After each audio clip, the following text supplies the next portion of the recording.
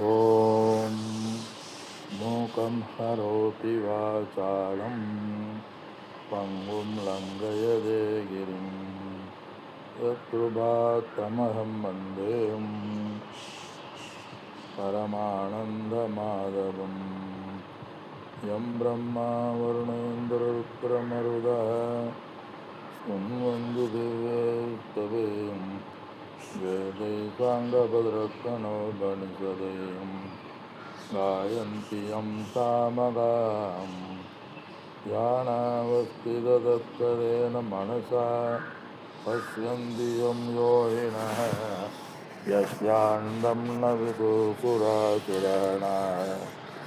देवाय तस्मै नमः यस्यान्तं न विदुपुरासुराणाः देवाय तस्मै नमः தேவாய தஸ்மை நமः. ஓம். அனைவருக்கும் என்னுடைய வணக்கங்கள். ஹரி ஓம். பகவத்கீதையினுடைய 13வது அத்தியாயமான சேத்ரஜ்ஞ விபாக யோகத்தை நாம் பார்த்து வருகின்றோம். இதில் அர்ஜுனனுடைய கேள்விக்கு பதில் கூறுகின்ற விதமாக இந்த அத்தியாயமானது அமைந்திருக்கிறது என்று நாம் பார்த்தோம். அர்ஜுனுடைய கேள்வி என்ன என்றால், பிரகிருதி என்றால் என்ன,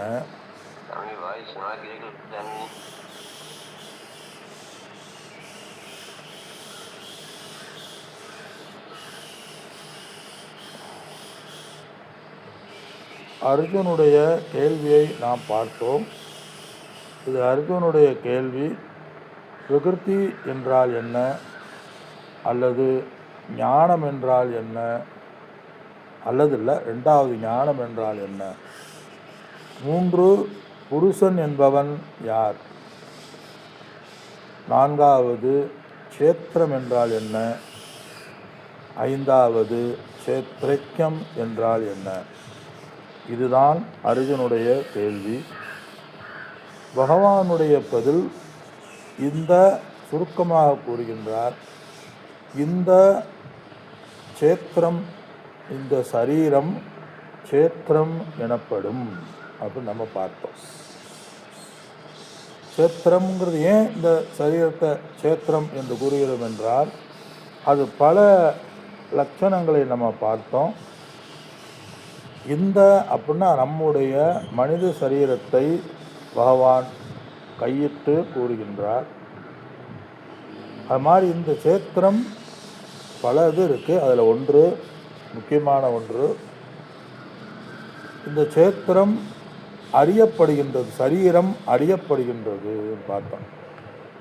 எதை அறியப்படுகின்றது?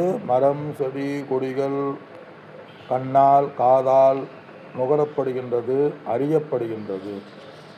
அறியப்படுகின்றதுனால இந்த சரீரத்தை சேத்திரம் என்று நாம் கூறுகின்றோம். அது மட்டுமல்ல, இந்த சரீரம் பயிர்களில் நிலத்துக்கு, விளை நிலத்துக்கு சேத்திரம் கூட சொல்லுவோம். நம்ம களம், நிலத்தை சேத்திரம் சொல்லுவோம். அந்த நிலத்திலிருந்து வருகிற பயிர்களை நம்ம பூசிப்போம், உண்கின்றோம் அல்லவா. அது மாதிரி இந்த சரீரம் இன்ப துன்பங்களை பூஷிப்பதால் இது சரீரம் சேத்திரம் என்று நாம் கூறுகின்றோம். அதனால் சரீரம்னா ஒரு விளக்காசிரியர் சொல்கிறாரு, 5 இந்திரியங்கள் 5 பிராணன்களுடன் இந்திரிய விஷயங்களுடன் கூடிய இந்த சரீரம் அப்படின்னு சொல்கிறார். அது சேத்திரம் என்று நாம் பார்த்தோம். இந்த சேத்திரமே, இந்த சரீரமே அனைத்தையும் அறியப்படுகின்றது. ஆனால் இந்த சரீரத்தை யார் அறிகிறார்களோ அவன் சேத்ரஜ்ஞன். இதை அறிந்தவன் அவனே சேத்ரஜ்ஞன் என்று நாம் பார்த்தோம். இந்த உலகம் அனைத்தையும், இந்த உலகம் உடல், மரம், செடி, கொடி அனைத்தையும் குறிக்கும். அதற்கு இந்த சரீரத்துக்குள் இருக்கின்ற ஒரு தத்துவத்தை சேத்ரஜ்ஞனாக அறிந்து கொள். இதை அறிந்தவன் சேத்திரன் எனப்படுகின்றான். சேத்ரஜன் எனப்படுகின்றான் சொல்றான். மருத்துவத்தை அறிந்தவன் மருத்துவன், வக்கீலை அறிந்தவன், சட்டத்தை அறிந்தவன் வக்கீல். அதே மாதிரி இந்த இடத்துல சேத்ரஜனை அறிந்தவன் சேத்ரஜன் ஆகின்றான், மாறாத அழியாதவனாகின்றான், எப்பொழுதும் இருக்கின்ற சைதன்யமாக அவன் ஆகின்றான்னு நம்ம பார்த்தோம். அடுத்து நம்ம இந்த அத்தியாயத்தினுடைய முக்கிய கருத்து, அந்த சேத்ரஜன் என்றாலும் ஒன்றுதான், ஆத்மா என்றாலும் ஒன்றுதான். இதில் முக்கியமான ஒரு பாயிண்ட்டுக்கு வராரு.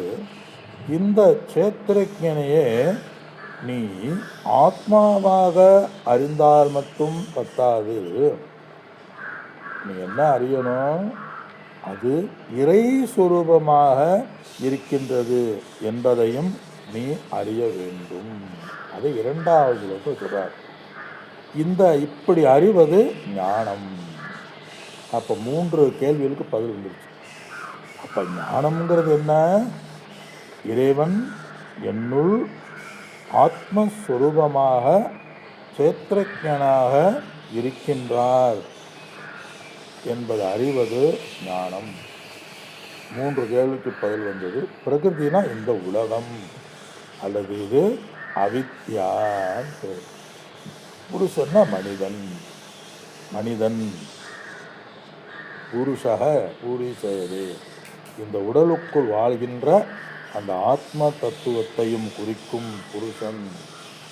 அந்த புருஷன் அல்லது நரக மனிதர்களையும் குறிக்கும், அல்லது புருஷார்த்தக அறம் பொருள் இன்பம் வீடு வேற்றையும் குறிக்கும். இந்த 2வது ஸ்லோகத்தில் ஒரு பாயிண்ட்டு, நானே அனைத்து சேத்திரத்திலும் உள்ள சேத்ரஜனாக இருக்கின்றேன், நானே சேத்திரமாகவும் சேத்ரஜனாகவும் இருக்கின்றேன். நான் இல்லை, பகவான் சொல்றார், சேத்ரஜம் சாபிமாம் வித்தி சர்வசேத்ரேசு பாரத அப்படிங்கிறார். சேத்ரஜனை வித்தி அறிந்துகொள், என்னையே எல்லா சேத்திரத்திலும் உள்ள சேத்ரஜனாக நீ அறிந்துகொள், ஏ பாரத அப்படிங்கிறார். பாரதங்கிறதுக்கு பொதுவாக பரத குலத்தில் உதித்தவனன் சொல்லலாம்.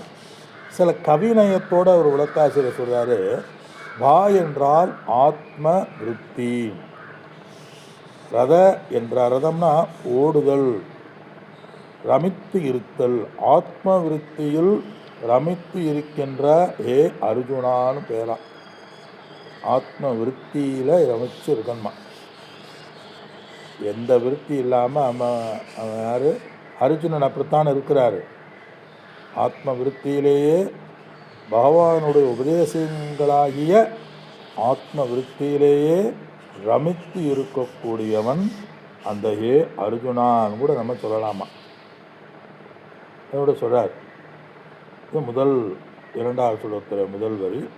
2வது சேத்ரஜ்ஞயோ ஞானம் எத்தத் ஞானம், அது நான் ஏற்கனவே சொன்னில்ல, அதுவே ஞானம், இதுவே ஞானம். இப்போ சொன்னில்ல, அதே ஞானம்.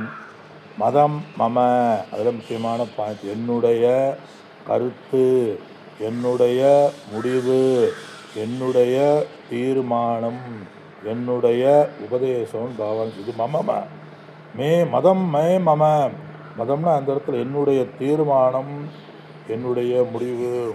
ஆக ஒவ்வொரு மனிதனும் சேத்திரம் என்றால் என்ன என்று அறிந்து, சேத்ரஜன் என்றால் என்ன விபாகன பிரித்து புரிந்து பகுத்து அறிந்து, அந்த சேத்ரஜனே என்னுள் இறைவனாக இருக்கின்றான் புரியணுமா.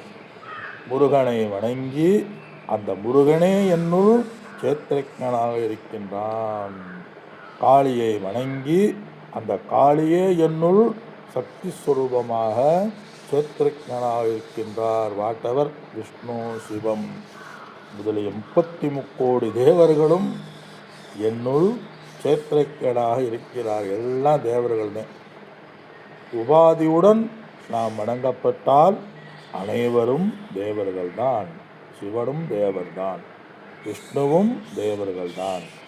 எல்லா கடவுள்களும் உபாதியுடன் இருக்கின்றார்கள். அந்த உபாதியுடனும் கூடியவனும் இறைவன்தான். உபாதியற்ற சைதன்ய சொரூபமும் இறைவன்தான்.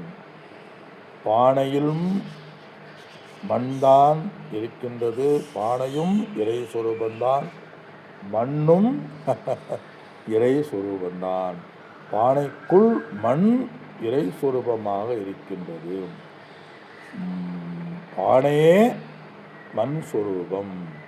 இந்த உலகமே பஞ்சபூதங்களால் ஆனது.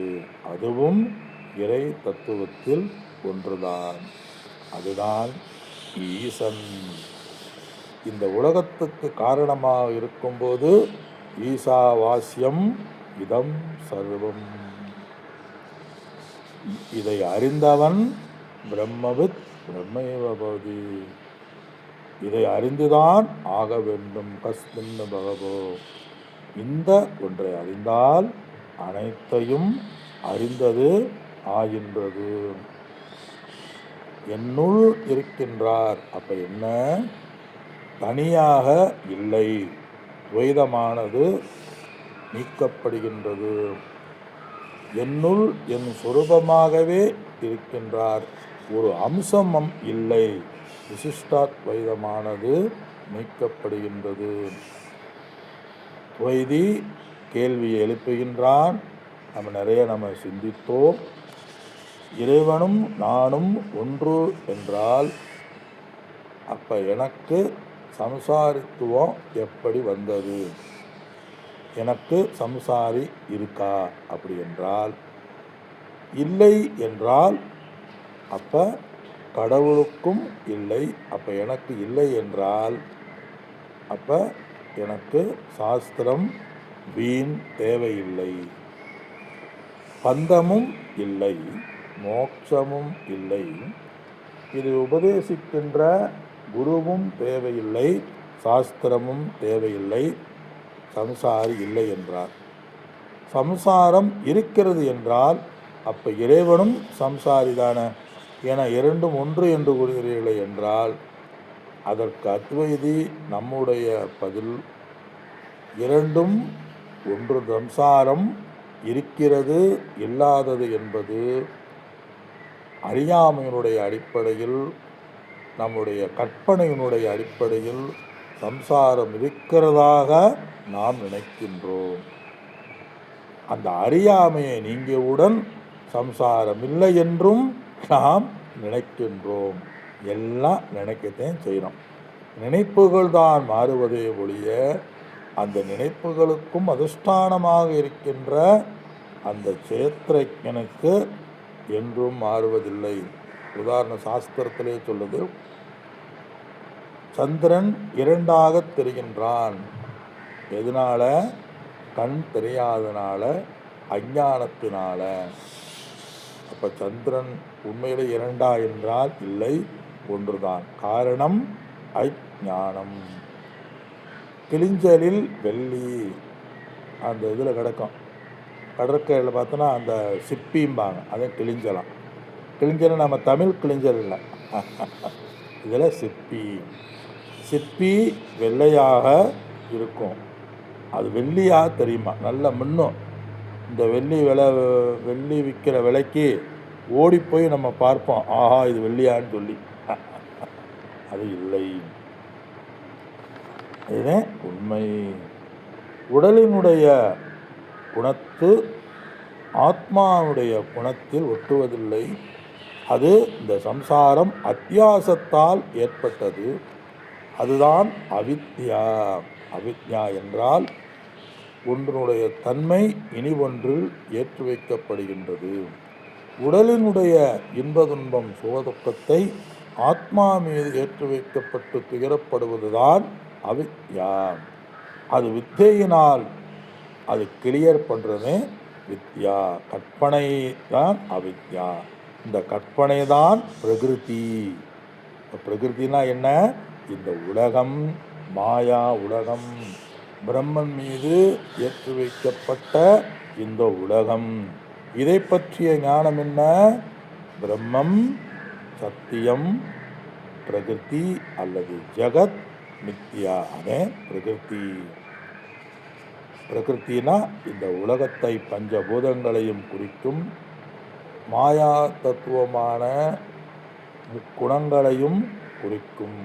ஆக சுருக்கமாக சொன்னால் எப்படி இரண்டும் ஒன்றாக முடியும்? உபாதியினுடைய கோணத்தில் பார்த்தால் வெவ்வேறு, உபாதியை நீக்கி பார்த்தால் இறைவன் என்பவன் ஒன்று. நம்பர் 1. நம்பர் 2, ஏன் ஆத்மாவை இறை சுரூபமாக நம்ம நினைக்கிறோம் என்றால், துவைத மதம், விசிஷ்டாத் மதம், சைவ மதம், பௌத்த மதம், வைஷ்ணவ மதம் ஆத்மாவை இறை சுரூபமாக ஏற்றுக்கொள்வதில்லை. ஆத்மா என்ற ஒன்று இருக்கு, இறைவன் என்ற ஒன்று இருக்கின்றான். வைஷ்ணவால் விஷ்ணு இருக்கின்றான், சைவால் சிவன் இருக்கின்றான், ஞானபத்தியம் கணபதி இருக்கின்றான், முருகன் இருக்கின்றான், கௌமாரம் முருகன் இருக்கின்றான், சக்தி ஸ்லோத்த சக்தி வழிபாடு சக்தி இருக்கின்றது. இறந்த பின்பு இந்த ஆத்மா அப்படி இருக்கு. இறந்த பின்பு அந்த இறை சுரூபத்தில் இறைவனிடம் பாத கமலங்களில் சென்று விடுகின்றோம். அதுதான் மோட்சம். அப்படி போனால் திரும்பி வருவதில்லை. அதை மற்ற மதங்கள் கூறுகின்றன. அதனால் ஆத்மா இறை சுரூபமாக இருக்கின்றது. நம்ம என்ன சொல்கிறோம்? அப்படி அல்ல. அப்போ ஆத்மானு ஒன்று இருக்குது, இறைவன் ஒன்று இருக்கிறான்னு சொன்னால், அப்போ ஆத்மாவை அடைகிறானா அல்லது இறைவனை அடைகிறானா? இறைவன் ஒருவன் இருக்கின்றான் என்றால் அவன் உருவத்தோடு தான் ஒரு இடத்துல இருக்கிறான். அப்படின்னா அவன் உருவத்தோடு ஒரு வடிவத்தோடு தானே இருக்கின்றான். நாம் அங்கு சென்று போனால் எப்படி போவோம்? நாமும் உருவத்தோடு தானே போவோம். அப்போ உருவமுடையவன் எப்படி நித்தியமாக இருக்க முடியும்? உருவமுடைய ஒருவன் இருக்கின்றான் என்றால் அந்த இறைவன் எப்படி நித்தியமாக முடியும்? உருவமுடைய அனைத்தும் மாறக்கூடியது, அழியக்கூடியது. இது இறைவனுடைய நியதி, உலகத்தினுடைய நியதி. ஆக இறைவன் உருவமாக இருக்கக்கூடாதுன்னு நம்ம சொல்கிறோம். இல்லை, அங்கமாக அங்கியாகின்றான் என்றால் எப்படி நம்ம உடலில் ஒரு அங்கம் கை கால்கள் போல இறைவனுடைய கை கால்களில் ஒருவனாகின்றான் ஜீவன் என்றால், கைக்கு வருகின்ற வீக்கம் நமக்கு சரீரத்துக்கு வருவது போல நாம் இறைவனுடைய அங்கமாக இருந்தால் எது அங்கமோ அதனுடைய வழி இறைவனுக்கு வழியே இருக்கும் அல்லவா? அதை எப்படி மோட்ச சுரூபமாக நான் கூற முடியும்? இரண்டாவது, இறைவனிடமே நாம் கோபப்பட்டு விடுவோம், இறைவனிடமே நாம் வெறுப்பை காட்டி விடுவோம். ஆக இறைவன் ஒரு உபாதியுடன் கூடியவனாக மட்டுமல்லாது உபாதியற்ற எங்கும் நிறைந்திருக்கின்ற அந்த பரம்பொருளாகவே அவன் ஆகின்றான். இது அப்போ வேறுபாடு எதனால் வருது? வேறுபாடு வருது பிரகிருத்தியினுடைய அடிப்படையில், உடல் மனதினுடைய அடிப்படையில் வேறுபாடு வருகின்றது. இதை யார் கூறுகின்றது? குரு வச்சு கேட்கிறான். அறியாமை இருக்கிறது என்றால் அறியாமை எதனிடமிருந்து வருகின்றது? நீ அறியாமையில் இருக்கின்றாய் என்று எதை வைத்து கூறுகின்றாயோ அதனிடமிருந்து தான் வருகின்றது சொல்றார். ஆக சாஸ்திரம் மனிதன் தன் விருப்பும் வெறுப்பின்படி செல்லாமல் இந்த உண்மை தத்துவத்தை புரிந்து அறியாமையை நீக்க வேண்டும். ஆகையினால இந்த அறியாமைதான் துவைதத்துக்கும் காரணம், கஷ்டத்துக்கும் பிறவிக்கும் பிறப்புக்கும் இறப்புக்கும் காரணம்.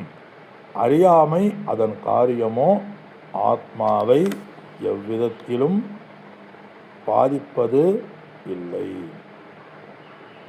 அப்போ சாஸ்திரம் படித்தவங்களும் இந்த பாதிக்கப்படுகிறார்களா, சம்சாரி போன்றே இருக்கிறார்களா என்றால், இந்த சாஸ்திரம் படித்தவர்கள் உடலினுடைய